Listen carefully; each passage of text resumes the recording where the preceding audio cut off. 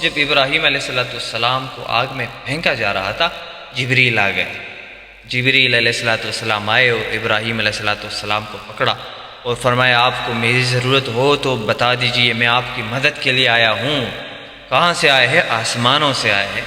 تو ابراہیم علیہ السلام تو خلیل اللہ تھے، وہ تو خلیل تھے، اللہ کے دوست تھے، اور دوست ایسے دوست جس کا دوست اللہ ہو، اس کے بعد بھی کوئی اور پکا دوست ہو سکتا ہے؟ اس لیے ابراہیم علیہ السلام نے فرمایا نہیں، ہمیں آپ کی ضرورت نہیں ہے۔